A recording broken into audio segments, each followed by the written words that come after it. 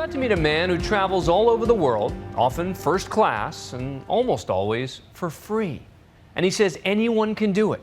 So how can you take that summer trip for next to nothing? Listen up. Here's ABC's Rebecca Jarvis. How would you like to take a summer vacation to Hawaii for just $5? Or what about flying first class to Paris on a free flight?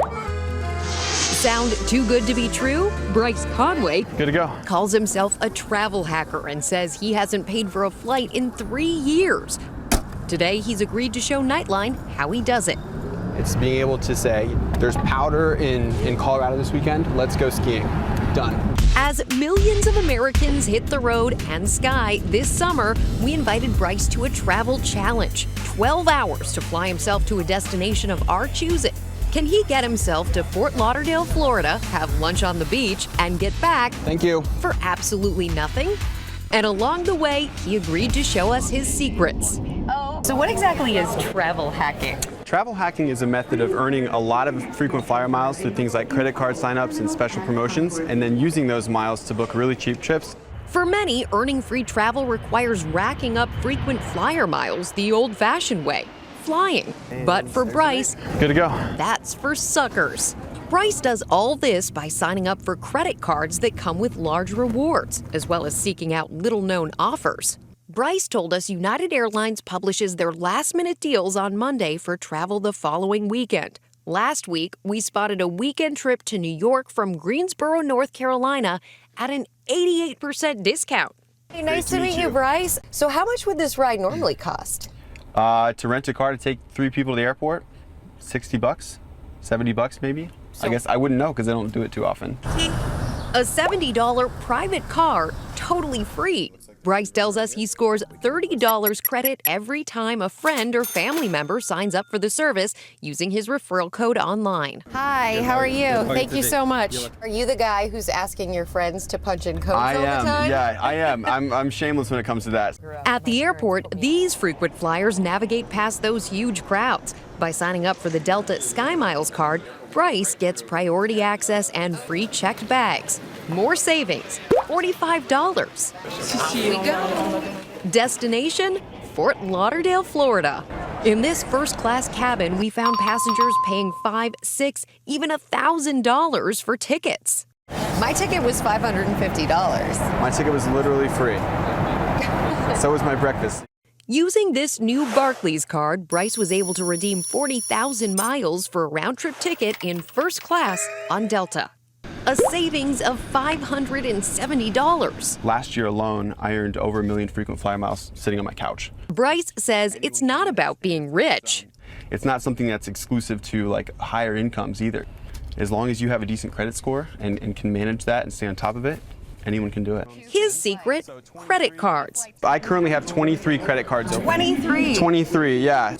But what financial effect do all of those credit cards have? Bryce says his credit score actually increased after signing up for the cards. It's not that, having 50 credit cards is in and of itself a bad thing, but of course, you want to be responsible with those cards. You could lose your job, or you could just have a bad day and want to go out there and shop. And if you've got access to all this credit, that can be a pretty dangerous situation. Bryce says the best cards for earning miles come with a big sign-up bonus, enough to help you kickstart your travel plans. He recommends Chase Sapphire Preferred with 40,000 points, and this Southwest Airlines visa with 50,000 points. We soon trade those cloudy skies of New York for the sunny beaches of Florida. While our trip was just a day, if you're looking to spend the night, Bryce says check out Airbnb or Craigslist for some great lodging deals, which will often undercut hotels during the busy summer travel season. We made it. From New York That was a quick City to trip. here. That's right. And it's all free for you. It is all free, yes. We're looking for a table for 2. Come on in. Actually, make it 3. At lunch, Bryce finds ways to score even more miles. How does the menu look? I think it looks pretty good. But are you really thinking about what's on the menu, or are you thinking about the points I'm that always it can thinking earn about you? the points. First of all, when you pay for anything with a credit card, you're going to earn rewards points.